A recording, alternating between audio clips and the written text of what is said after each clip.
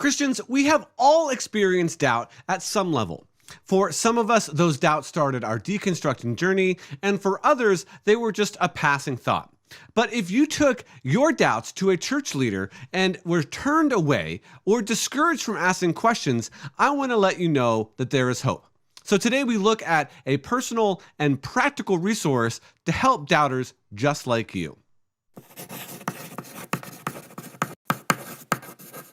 Hello, doubters. Jonathan McClatchy is a good friend of mine and someone passionate about walking with you through your doubts. So let's welcome Jonathan to the show. Oh, thanks so much for having me, Tim. It's great to be here again.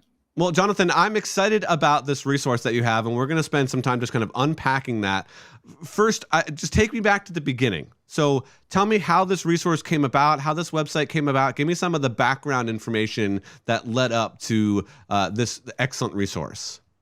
Sure. So I've been doing this privately since 2016 through my personal website. First, it was apologetics-academy.org. That website is now no longer existent, but I have a new website, jonathanmclatchy.com. So between those two websites, going back to 2016, I had a link on my website where people could fill out a form and tell me about their intellectual doubts concerning the veracity of the Christian faith. And then that would come to me, and I would set up an online meeting with them to discuss their doubts in confidence and help them to build a protocol for working through doubts in an intellectually responsible and methodical way. And so I, on average, have been getting, since 2016, about one or two requests a week on average. And so I've been able to sustain that pretty well just by myself. But more recently, I've thought, well, what if we were able to push this resource out further and get more publicity for it, perhaps invest some money in getting advertisement and so forth? Because there's so many deconversions that you see on YouTube. I've watched hundreds, if not thousands, of deconversion stories on YouTube, and I've talked to plenty of people that have deconverted or are considering deconverting. And I feel like a lot of a story I hear over and over again is that people went to their pastor and they didn't know any of the answers. They went to their family and they weren't able to help them. They went to their friends and they said, you just have to have faith and so forth. And so what I wanted to do was to create a situation where going forward, no one will ever be able to say that no one was there for me. No one was able to answer my questions. No one was willing to sit down one-on-one and spend time with me and actually walking through these intellectual objections. And so I figured, of course, that if we were able to push this resource out more, I wouldn't be able to do it all by myself.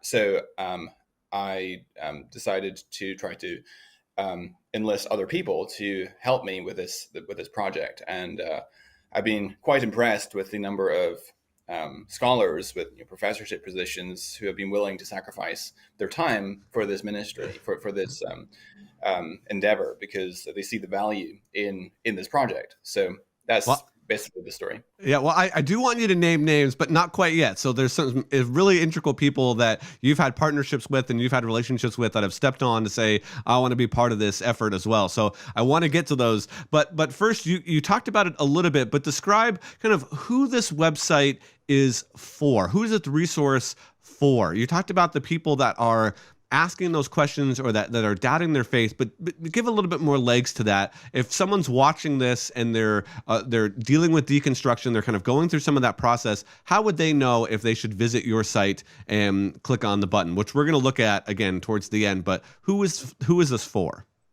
So it's primarily for Christians who are wrestling with intellectual doubts concerning the Christian faith, and they want a scholar to come alongside them and walk through their objections and spend time with them one-on-one over a live interactive Zoom call where they can actually have a conversation with these experts in their fields. And it's also for ex-Christians, people who are perhaps recent deconverts who want to explore whether the reasons that they have for deconversion are really rational. And also for people that don't have a Christian background but are interested and have sincere questions about Christianity. Is for them as well. So so anyone that fits into any of those categories is welcome to go and fill out a form on the website, and we'll assign you an expert on that subject.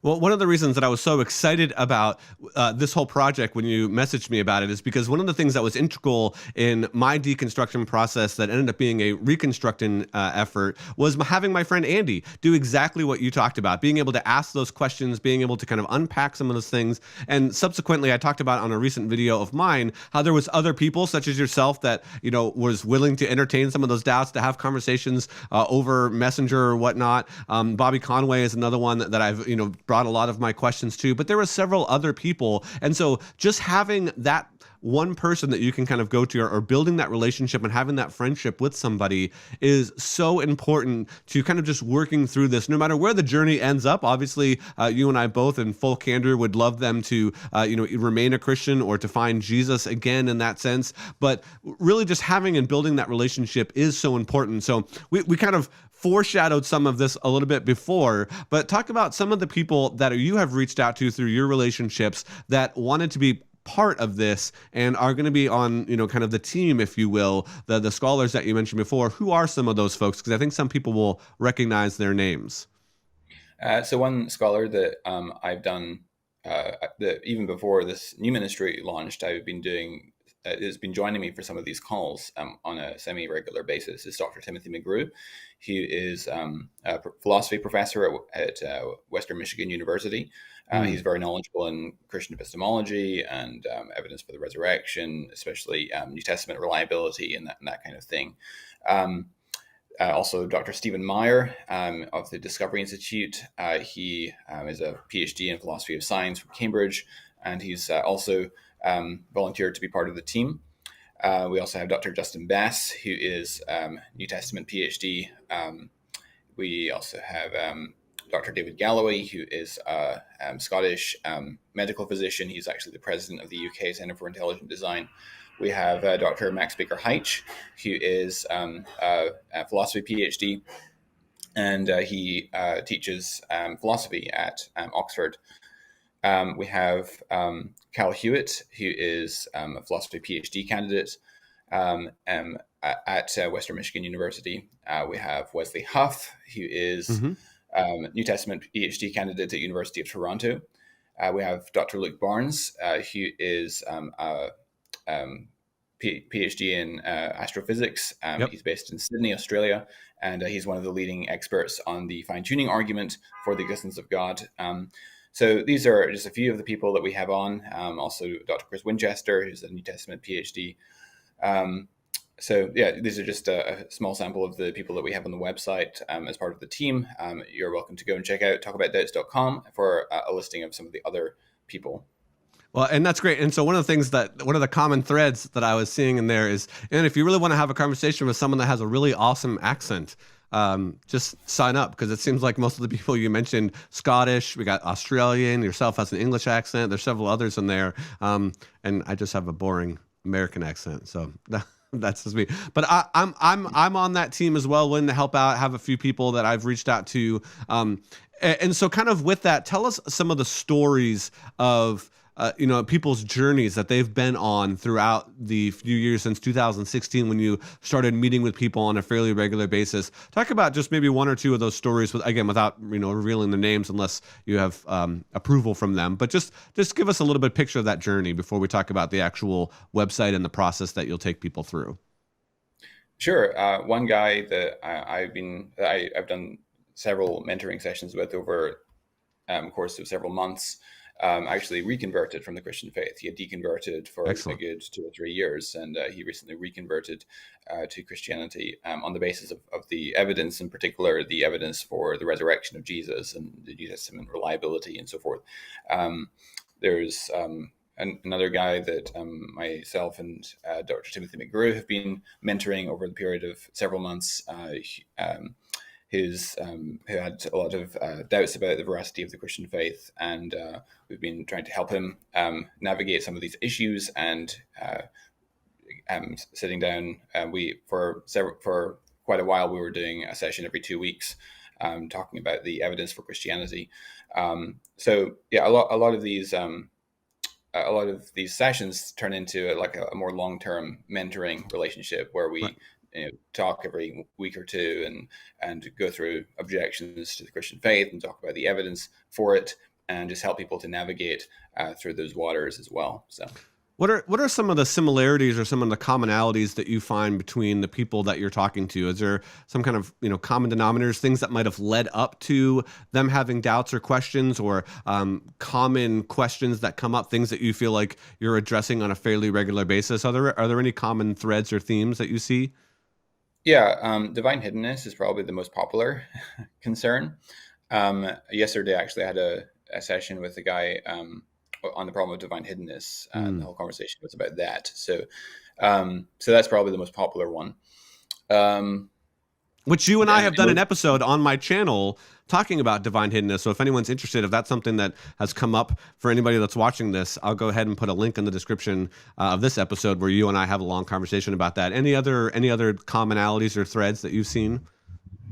Emotional doubt is quite common. So not everyone's doubt is intellectual or rational. And I personally, that's my weakest area. So I've never experienced emotional doubt. So I find it difficult to relate to in that way, because I've just never experienced it.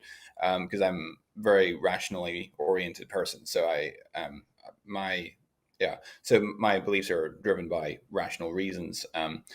But I've got people on the team who are specialized in dealing with emotional doubts as well. So I have people to send those individuals to.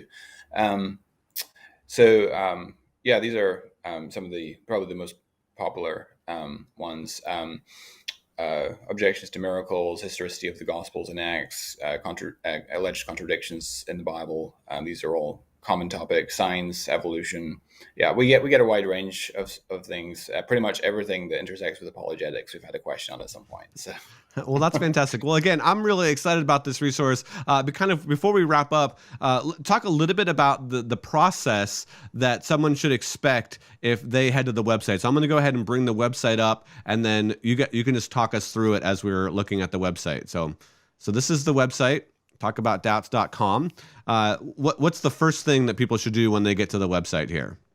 Yeah, so the tagline, as you see there, says "Unpack doubts about Christianity one-on-one online with experts." So you can submit a question, which will take you straight to the forum, which is below if you click that button, or you can just scroll down, and if you could scroll there.